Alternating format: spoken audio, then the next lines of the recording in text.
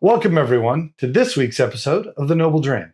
A few weeks back, Aaron and I attended the Houston Whiskey Social, where we had an opportunity to interview a few folks, one of them being Sam Filmus from Impex Beverages. On this episode, we're going to highlight a bit of that interview and also taste a few of those whiskeys.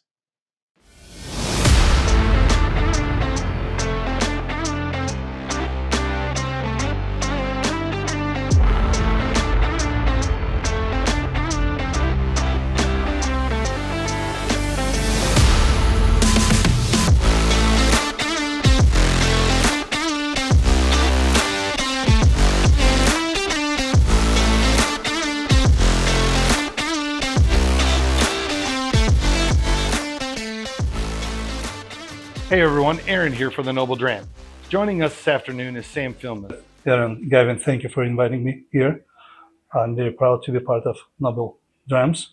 Sam, you're the president of Impex Beverages, significant importer of scotch and whiskeys from around the world, as well as other spirits.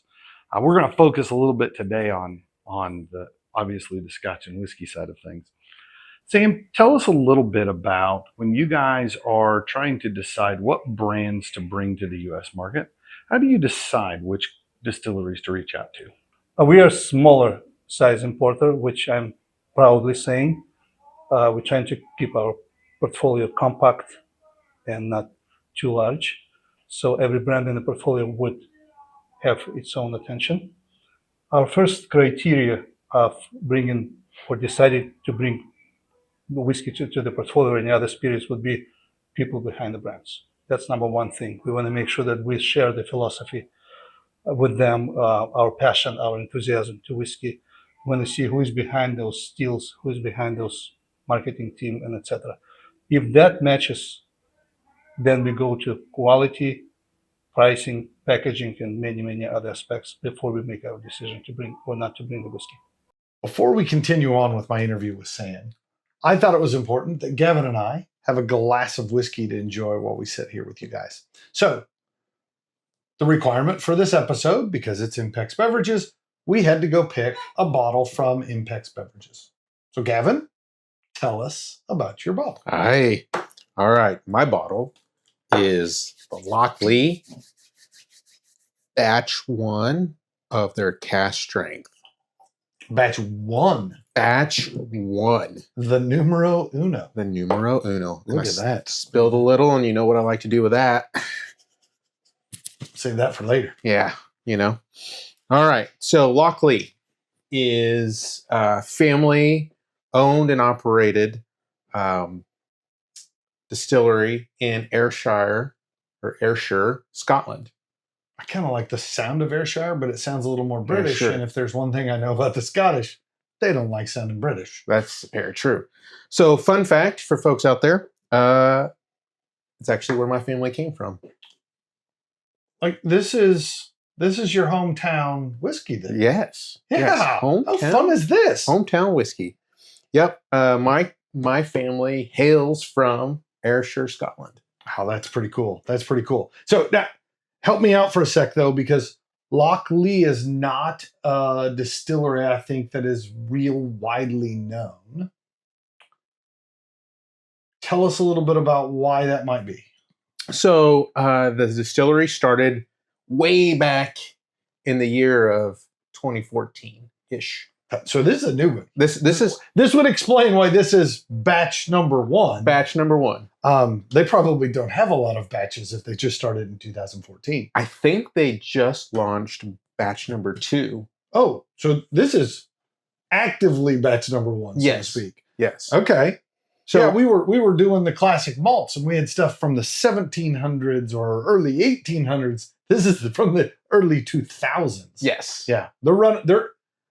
They waited for everybody else to work out the kinks, and then they came and said, "Okay, now we'll do it." Also, some fun fact about this distillery was the area or the farm, Lochlea Farm, is actually where Robert Burns, the Scottish poet, lived in the 1700s. Get out!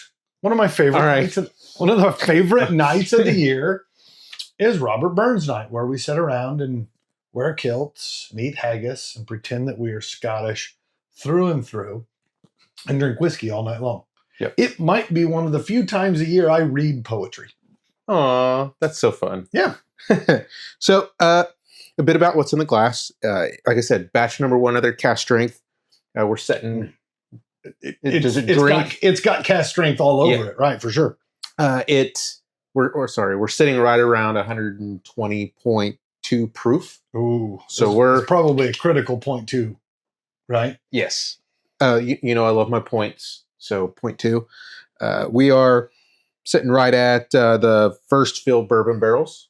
Okay. And Oloroso sherry, also non-chill filtered for those folks out there that enjoy the purest. Yeah.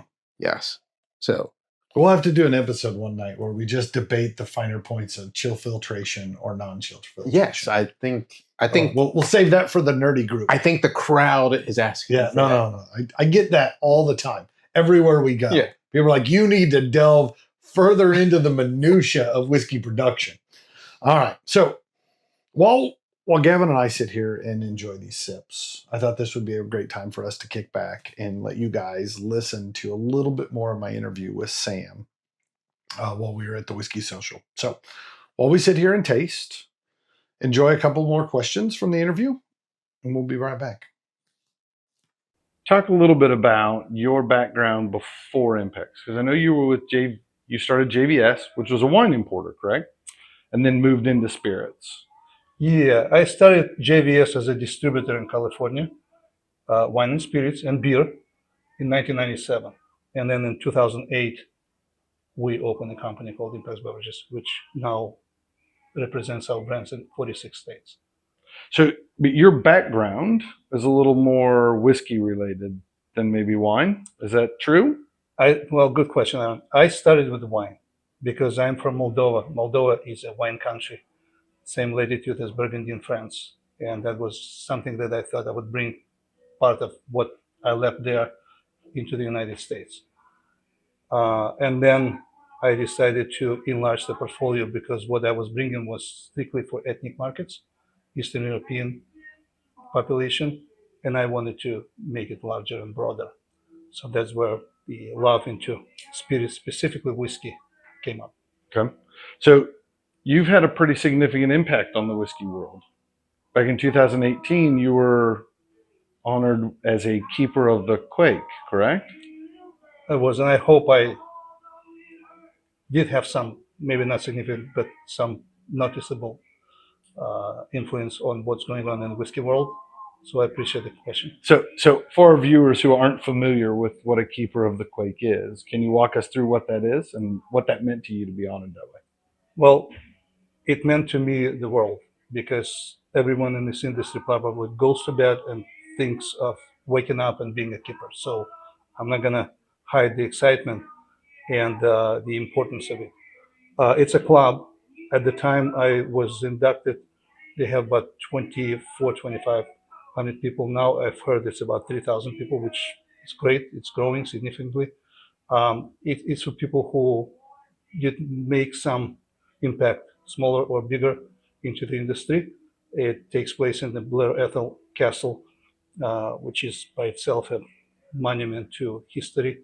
And the ritual and tradition took me back to, like, I was pretending that I'm in 18th century or something. I had my daughter there, had my business partner there. It was very phenomenal. Welcome back, everybody. Sam mentioned a little bit about the honor that is being the keeper of the Quake. So I thought it made sense to drag out my Quake and talk a little bit about what a Quake is. So in literal translation, Quake means cup of friendship in Gaelic. So Quake was originally used when clans would come together. If you were signing treaties or making pacts amongst your families, you would then pour a little whiskey into the glass, and then you would take turns taking sips out of the glass. And that was a sign of a friendship. Well, that eventually began to morph into families would use it at various ceremonies, specifically weddings. So it became a very popular thing. As two clans became one during a wedding, we would all sit and take a sip out of the quake. That then ultimately transpired into any big moment for a family. There would be a quake glass. And so it became a thing to bring out during baptisms and stuff of that nature. Ultimately became we'll put the water for the baptism in the quake, and we actually baptize out of the quake. Wait. Do you think you could fit in that quake? No. You'd have to sprinkle. I don't think that's not a submersion kind of baptism. Right. No, so it became somewhat of a family heirloom, right? That your fathers got it from his father, and it got passed down across the generations. And so it became this big honor to bring the quake out and use it for another thing, because it was kind of a remembrance of the past, kind of tying to the present for the family. And so that's where the name came from, the keeper of the quake being the guy who keeps the cup of friendship that kind of surrounds people with their love for whiskey. And so that's where all of that comes from. But what I would say is cups are great, but what about what goes in the cup? Well, for sure. But my favorite part of any cup is that you get to put whiskey in it, right? That's right. So yeah, that's right. So I was going to say we're not going to try to drink out of it. It's a little bit of a cumbersome glass with the two handles on either side. I'm apt to make a mess while we do it. Plus, I've already got whiskey in my other glass, and so there's no need to pour more whiskey into that glass. That's fair. But let's talk a little bit about the whiskey in this glass. So this is my glass. Lochlea. Yeah. No, not that glass. This glass. We're going to talk about what I taste first. Yeah. So right off the bat, this noses with tons of florally, fruity sweetness. Okay. I think part of that probably comes from the bourbon barrel sweetness. Quite often, bourbon barrels end up with that very vanilla caramel kind of note. But this has got a subtle fruitiness to it. You mentioned that it's also aged in, some of it's aged in sherry, and I'm wondering if that's where that came from. Mm-hmm. But I get apples, apricots, that sometimes when we say floral, we mean grassy, and sometimes we mean flowers. This feels a little more flowery than grassy, if that's an okay thing to say. I think so. I don't know if grassy is the word you can use in mixed company or not. I mean, why not? All right, so what how about you? What do you get on the nose here? On the nose, I do get that florally kind of fruitiness to it a little bit. I tend to go a little bit more on the toffee or coffee even. A little bit nutmeggy kind of. You think you're getting a little bit more of the bourbon barrel kind of influence, perhaps, than maybe the sherry. Okay. Yeah. Yeah, I don't know as if I'd have identified caramel. Like maybe a little in there. Like maybe a caramel chew. Yeah, that's probably like not like the toffee Werther's Originals, not that kind of buttery. Yeah, not that far. Right. This is more of that light sugary note of a caramel, right? Yeah. Which maybe I'm interpreting as more of a fruit note. But how does it change on the palate for you? On the palate, I actually get a little bit of a. Sorry, I spilled a little. First day with the new lips. Still getting used to it. I'll go like slight lemon to it. Okay, I normally like to disagree with you, but I actually get that. I had written down lemon zest. Yeah. Or like lemon tart. My wife makes one of the most amazing things she makes is this olive oil lemon tart. And I'm not a huge lemon dessert guy, but it is amazingly delicious. It's not overly lemony here, right? In the glass, I'm getting very light hints of that, not that bold lemon tart dessert flavor, but hints of it. Yeah, I would say kind of a lemon loaf. Even wink, wink. So, favorite thing ever to have with whiskey is a little bit, shortbread, and then number 2, a very close second, is lemon pound cake. There's just something about it. It's a good I will concede, as a guy who doesn't love lemon desserts, lemon pound cake actually does tend to pair pretty nicely with scotches. I don't. We need to do a night where we do lemon pound cake with various whiskeys from around the world and figure out which. Because I'm not positive bourbon works quite as well with lemon pound cake as well as scotch does. We got a challenge. It's another theory. We got a challenge. Our problem right now is every episode we do inspires us for 4 more episodes. We're fighting an uphill battle. Yeah, we got a lot to go. So I actually get a little bit of berries on the palate. Okay. Light, like not strawberry, not blueberry, but maybe like a light raspberry. Okay. Not as dark as like a blackberry, but just a light berry sweetness, if you will. Yeah, I wrote berries down as well. What do you think about schnozberries? You think It tastes nothing like a schnozberry. It tastes nothing like a schnozberry? No, not even close. Darn it. Now, on the finish, though, that's where the proof shows up to me. On the palate and on the nose, it's there a bit. But at the beginning of the finish, I'm hit with this huge wave of ethanol alcohol burn, right? I'm sure that's the 120.2, that last little bit that pushed you over the edge. At 120, this may not have that, right? If we just waved a bottle of water past it, that would probably be enough. Water zest. I also wonder if, as this sets in a glass and evaporation starts to hit it a little bit, does some of that alcohol burn cut down and do some of those heavier flavors that are a little overwhelmed by some of the light notes? Like, do those start to develop over time too? Do you feel it's hot? You know, Am I just being soft over here? I think you're being a bit of a softie. I think for me, being the 120.2 proof, I think that it's a really good scotch for those high proof bourbon drinkers out there, right? So much like most people out there that are have been really into bourbons over the last several years, we've all chased that high proof. I think we're starting to come down off of that high a little bit, but this right here is for the folks out there that are bourbon drinkers that are trying to tippy toe into scotch. I think this is a really good one. Yeah, I think the flavor profile lends itself. I mean, I feel like we do a lot of this in our conversations on scotch, where it's like, well, would a bourbon drinker like this or not? So I think the flavor profile's there. If you're not a big whiskey drinker, this is going to pack a bit of a wallop, right?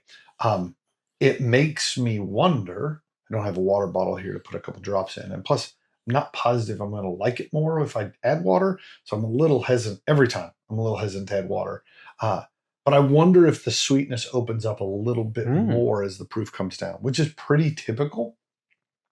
But I'll say the other part that shows up to me on the finish that I'm really enjoying is a real light oakiness. Ooh. Not the drying, tannic, red wine kind of punch you in the mouth of a double oak, but that light, sweet, vanilla-y American oak kind of thing going on. I think shows up really nicely on the finish. Yeah, I agree. I wrote down oak. I also wrote down, I think the lemon kind of carries over from the palate into the finish. And I actually wrote down like a lemon, a lemon-filled donut. Like custard. Like a custard donut, yeah. Interesting. I also get a bit of, I think it just plays with the whole citrus side of it. So what you're claiming is this could be breakfast scotch because it's got a bit of a donut flavor to it. Yeah. I've always wanted a 120 plus proof breakfast scotch for the days where you really need to get going quick. You don't need any of that breakfast scotch, the lower proof. You need that high proof. soft 43% ABV nonsense for breakfast. That nonsense. So I'll say probably the biggest struggle I'm going to have here is there's just not very much left in that bottle, and I'm starting to run a little low in my glass too. Same here. I really enjoyed this one. So we're at that point where we start putting numbers to it. Yes. I'll say, It's my bottle. You go first. I know.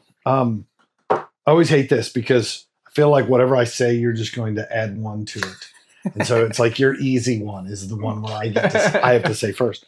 This one absolutely finds itself above 80. This is definitely in the gotta have a bottle of it. It is different enough than other scotches that I have that this gives you a variety in the collection. So that helps push it up even higher. Plus, really enjoy it.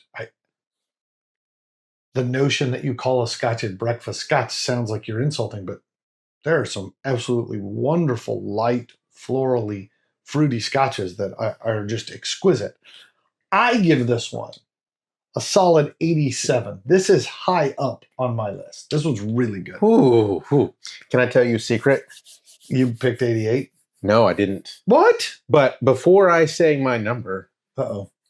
so if you watch the last couple episodes where we talked about the classic malt of Scotland, we talked about the lowlands. This right here is a lowland. Can you believe it? No, I can see it now that you say it. I don't know as if I clearly identified that to begin with. Lowlands, in a very typical traditional flavor profile, tend to be lighter, tend to be a little smoother, tend to be a little more sweet and floral, less smoky, peaty, rough, bold. You don't tend to see a lot of big sherry bombs. What I will say, where this I think deviates from a lot of other lowlands, it's not very malty. Right? Quite often, Right. lowlands have a very distinct malty flavor because there's not a lot else to cover up or blend with that flavor. And so you're left with that, what I call the new box of Cheerios, right? That aroma of like that grain dust that comes through. And I don't get a lot of that here. So I'm surprised in that regards that this is lowland. I had this pegged for, I'll say lower highlands. Lower, like closer to lowlands, not lower in elevation. It's not a big sherry bomb like you think of a lot of different highlands, but it's got a lot of that kind of subtle highland characteristics. So yeah, I'm pleasantly pleased. Pleasantly With pleased. this lowland. All right, so it's All right, what was your number? my number. Folks, you'll never guess it. 87. Get out! Seriously? 87. It is rare that we agree so emphatically. I kind of figured you'd say 87.2. That was going to be my guess. When he said no, he was going to add a point to it. That would have been great.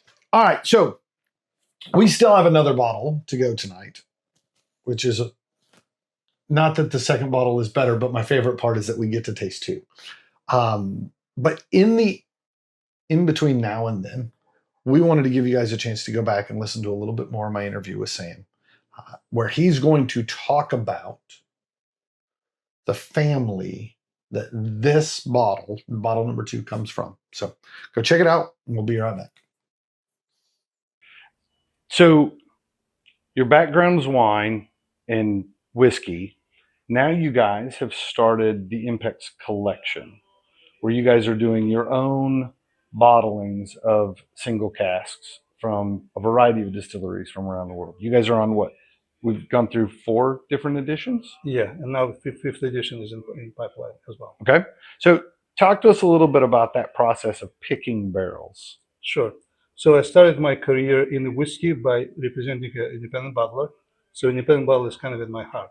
And yes, official bottlings are super important, as the blends are important, but what goes into blends and sometimes get lost in the big worldwide release deserves its own attention as a whiskey on its own. So the company's name is Impex Beverages, so kind of the name of the independent bottle is the Impex Collection. And we go to the distilleries, or we deal with our own suppliers that they bring their whiskeys to the United States, or we go through the brokers. We're trying to be a little bit different while carrying the whole idea about independent bottlers, one cask at a time, natural strength, and etc. But we have a privilege of bringing whiskeys from the distilleries like Ardnamurchan, distilleries at Filey Bay, et cetera, that we are the U.S. importers for. So it's M&H just gave us a great cask from their library selection. It's just something that makes us a little bit more different from others. So there's no pressure. Only I find the cask that I like, I bottle it and bring it in. No one expects for me to bring pallets of it or Okay. So those are all single casks that are coming in then? single cask, single distillery, single batch, single cask. Welcome back, folks. At the end of the night at the Houston Whiskey Social, Aaron and I had an opportunity to stop by the Impex booth, or multiple tables, actually. Right. Smattering of what they offer, and had an opportunity to talk back with Sam additionally about a few extra things. And, we also had a wink wink moment there where we asked if we could taste one more. Yeah. It was like they'd come over the loudspeaker, said it's time to shut it down, put a cork in it, event's over.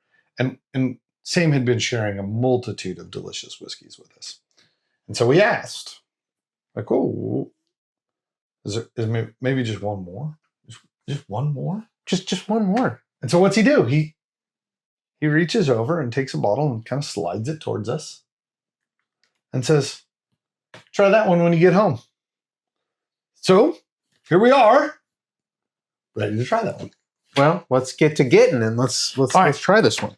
So this bottle is Impex Collection Edition number 4. This is from the Benrinnes distillery. This one is listed on the front label as a 12-year. It's actually 12 years and 9 months. Ooh, got to get that 9 months in. Gavin gets a light pour because there is not a lot left in this bottle. So for those who are not real familiar with the Impex Collection, they release it in editions. This one happens to be from edition 4. Came out in 2024. We are giddy with anticipation for edition 5, which is hopeful to be releasing this year. Sam did not have a set date, but he said it is in the process of being brought over and ready to release. So we're quite excited. So these bottles are all, as Sam put it, single batch, single barrel releases. So this is one barrel bottled as it finished, right? So there is no, this had a finishing barrel. There is no, this is a blend of a couple different barrels back together. So this means it's very, very limited. This happens to be one of 274 bottles that were produced. There's a question over whether or not this is number 1 bottle or not, because I believe they all say one of 274. We were kind of excited thinking we got bottle number 1, but not positive that's the case. It is still incredibly awesome that Sam bestowed such an honor of giving us this bottle to let us bring home and try. So for those who are not real familiar with Benrinnes, there's a good reason for it. The vast majority of everything Benrinnes does goes into blends. Okay. So Benrinnes, in their entire existence, has released one single malt release. Back in 1991, they released the Flora and Fauna 15 years single malt. Wow. It's the only thing they've ever released as a single. The Benrinnes was owned by United Distillers, now Diageo, right? That big, mega whiskey producer.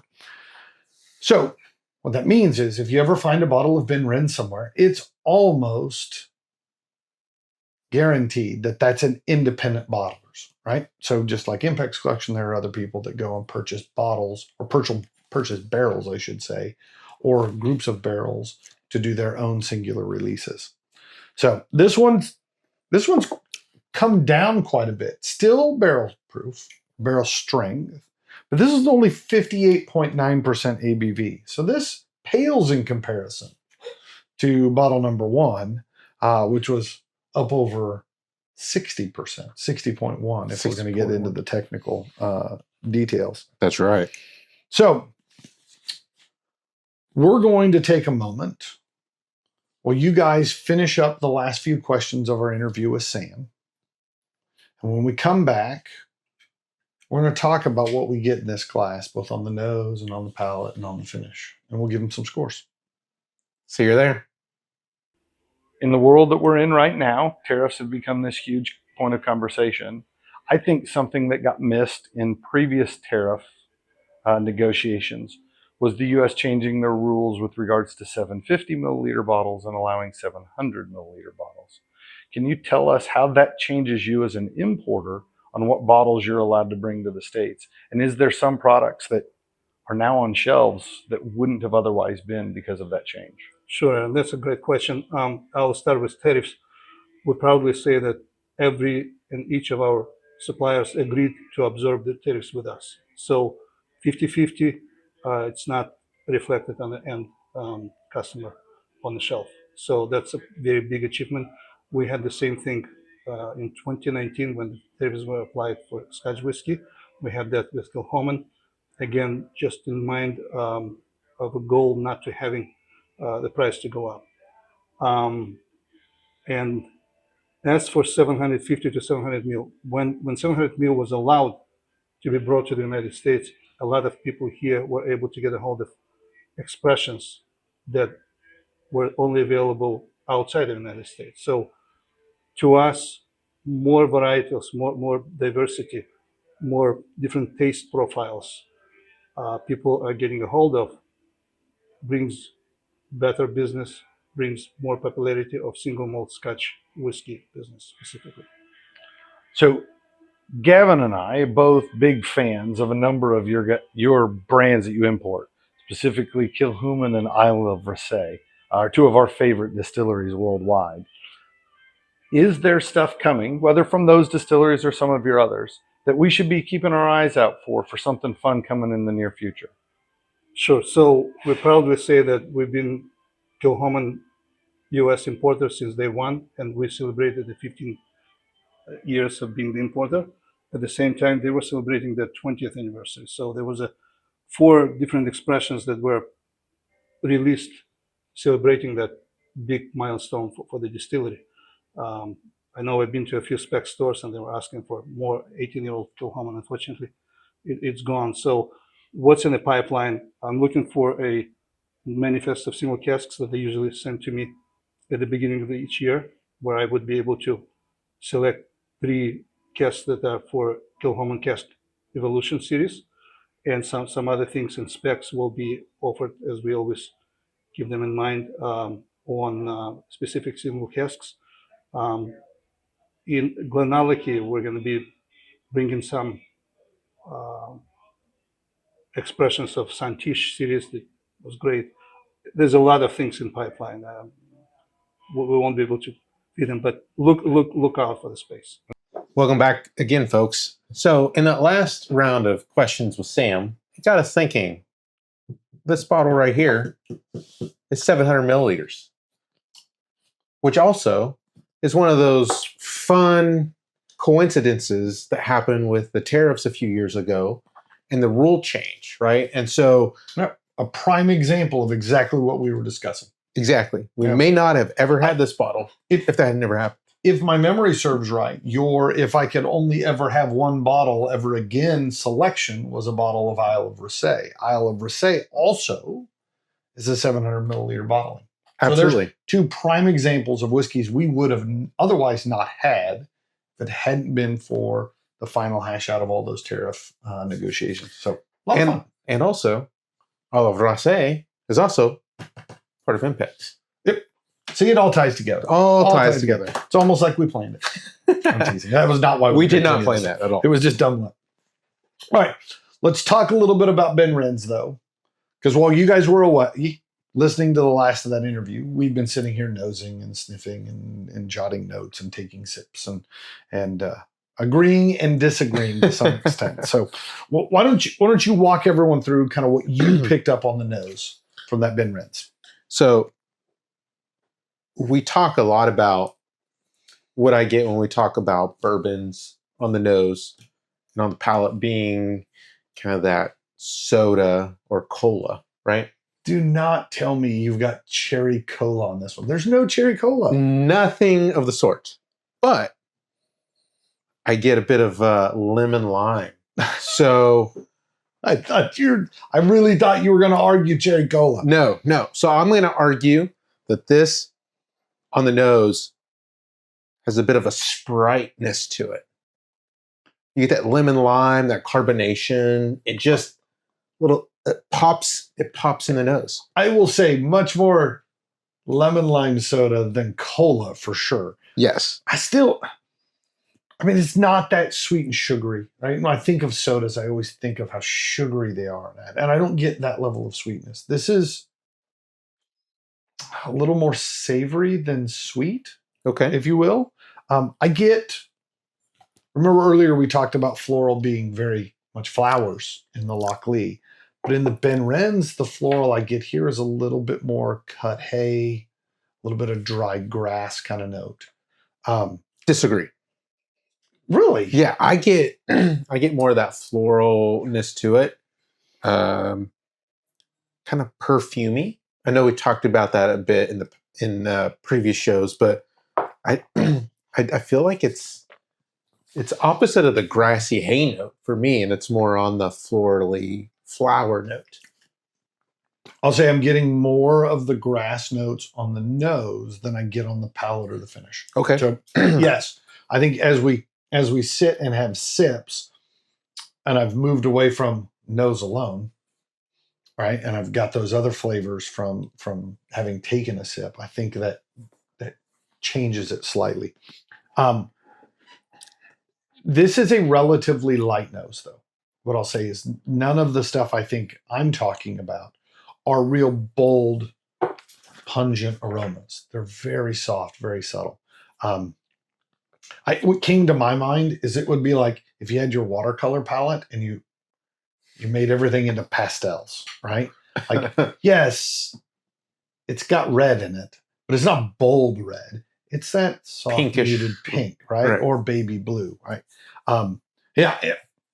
I know it sounds ridiculous, but this just on nose alone makes me want to drink this in early spring, like around Easter when everything is covered in pastel colors. Like that's what it brings to mind as I sit and nose the glass. Okay, all right. I smell what you're stepping in. I like pinning it to a certain time frame. So Easter, springtime. So breakfast scotch, Easter scotch. We often talk about some whiskeys are really geared beautifully for that cold winter weather. Some of them are really nice for a hot summer's day.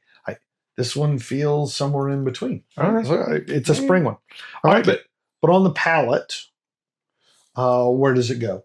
Does it stay with the nose, or do we begin to deviate? I think it stays with it a bit. I get more of that lemon grass. So kind of go back to that maybe grassy hay note.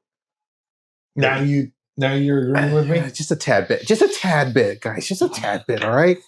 I get that kind of lemongrass, honeysuckle. It is very dry, I will say, on the finish. Not for me, not dry like you think of like red wine being dry. That's very tannic. I don't get that, but there isn't a lot of sugary sweetness that wants to run and make your mouth salivate. I don't know if I'm using the right term. I'm not a doctor.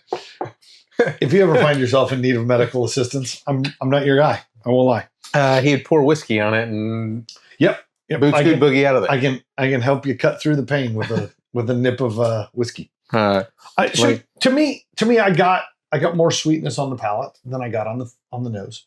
Right, honey shows up. Maybe more honeysuckle. Yep. Really light. Like you find recipes for cocktails and stuff where you water honey down just a little bit to make it softer and runnier, so it's not as thick. Like that kind of subtle sweetness, right? Like it's not bold. Again, not pungent, not bold flavors, but still very soft, very muted feels like an insult, but I think muted might be the right word here, though. And I don't mean that as an insult because I actually enjoy this quite a bit. It's just not big and bold. Yeah, I mean, I think on the finish, I wrote fast citrus or in orange zest, like Fast citrus? yeah, not slow not slow citrus, but fast citrus. It's that dryness. I think it. I actually wrote the word quick down, and so I get it. I get it. Wow. All right. I think it's because the citrus shows up and then disappears pretty quickly. Yeah. Right. To me, when you say fast, maybe I'm just interpreting your words, and I'm maybe interpreting them incorrectly. There is an orange, more zest than juice kind of tartness that shows up. You said lemon lime, right? Mhm. I don't know if it was quite lemon. I think maybe the somewhere in between. It's a sweet lemon, a tart orange, somewhere in that range, right? Okay. Yeah. But yeah, it shows up and then almost immediately disappears. And so it's this fleeting little bit of citrus. Maybe that's what you mean by fast. Yeah. Yeah. No, I mean it's just it's a fast. Yeah, and Wink, wink. And I wrote down drying, right? Yeah. So I think there's some similarities between the nose and the palate and the finish that I think has been carrying through quite nicely. This was my pick though, so I don't give it the number first. You give it the number first, Gavin. So all right, tell me where you are. I actually write it down. All right. I actually really enjoyed this bottle. I am sitting at an 85. So just a tad bit under the Lochlea. How do you do that? No way. I'm at an 84. Well, we know who's right here. I kind of wanted to put 84.2, but I didn't. I kept to whole numbers. So a wonderful bottle. I loved it. I think it actually drank a bit hotter than the Lochlea, even though the proof was a little less. I think it drank a little hotter. I would agree. I think the sweetness in the Lochlea kind of cut through some of that. Although I did specifically get a zing of alcohol in the finish on the Lochlea. I don't know if I got quite that same zing, but the rest of the sip, I thought the alcohol was more pronounced in the Benrinnes than it was in Lochlea.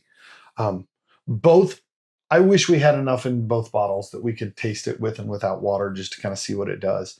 But we're running very low, and now I'm very nervous about it. Very true. Very true. So I have a question. Okay. So can you tell us a bit about what it's like going to the Houston Whiskey Social or a whiskey expo for the folks that have never been to something like that? Yeah. Well, first off, one, I think Gavin and I would both agree. You should try them, right? It's a lot of fun to go out. In a very broad sense, it's an expo in which a bunch of whiskey manufacturers, whether that be distillers, distributors, importers, anybody in the whiskey business, comes out to show off what they have and let everybody try it. So you show up, you have a glass, you literally walk from table to table trying a variety of products. A lot of them will have their standard core offerings, right? Everything for you to try. So you can try the bourbons, their ryes, their different grain profiles, their specialty releases. Some of them will have those rare, hard to find ones.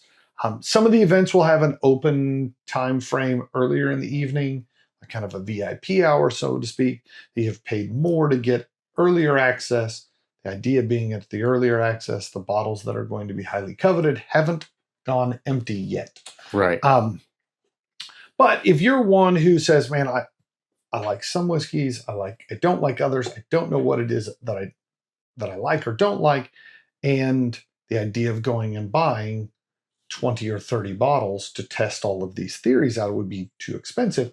The ticket to the Whiskey Social or any of the other whiskey expos is a far more economical way to go and sample a lot of different stuff.